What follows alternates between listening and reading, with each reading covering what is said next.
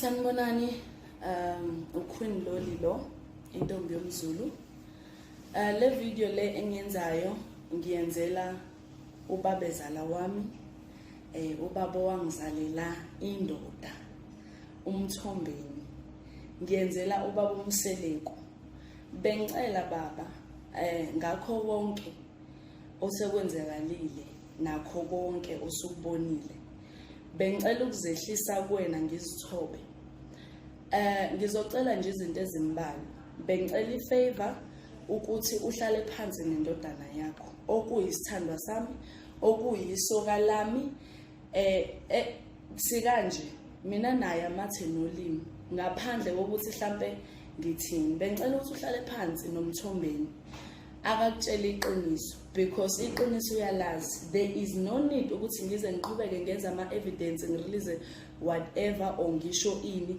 Kuningi ke ukuthi nisazohlangabezana nakho ma ukuthi neseka into ukuthi anikho kuyona. Angazi noma mhlambe umthombeni okuyisoka lami indodana kaBaba Mseleku mangabe ehamba ephumela ngaphandle eyogibela izitimela ololiwe ebeshiye abantu bakhe endlini, usuke reportile yini kobaba ohlambe reportile kubaba, because I understand ukuthi ubaba okuwukuthi ubabezala wami umthombeni ubhala kanjani, udefenda kanjani into akawukuthi wayengekho, because ngicabanga ukuthi amaphepha nama lawyers ubusuwasendile, ningisendele ama lawyers kwafika kumina. But into engayi-understand ukuthi ubaba usengibhala kanjani ko social media azalimention impela igama lamalokazana wakwakhe. Ngiyacela baba ngokukhulu ukuyithoba, bengicela ukuthi nihlale phansi nendodana yenu, because akakwenzike kusho ukuthi kumina ungedwa lokhu. Ziningi ingane zabantu ukuthi ngeke ngize ngixabane mina nabantu ngenxa yokuthi ngilwela indoda, isithandwa sami. Njengoba ngimthanda kumele ukuthi ngimamkele, njengoba naye ngamkelile wangi-approacha engazi ukuthi ngiwuhlanya lwentombazana, but ngihlanya la engihlangiswa khona. Bengicela ke baba, bengicela mthombeni omkhulu, ngokukhulu nje ukuyithoba nangenhlonipho. Mina ngikhuliswe ekuhlonishwa ekhaya la kunenhlonipho khona. Umuntu omdala ngiyamazi. Ngicela nje ungicelele indodana yakho iyeke ukugibela izitimela ololiwe, ngoba phela thina sithwala yonke into. Bengicela mkhulu.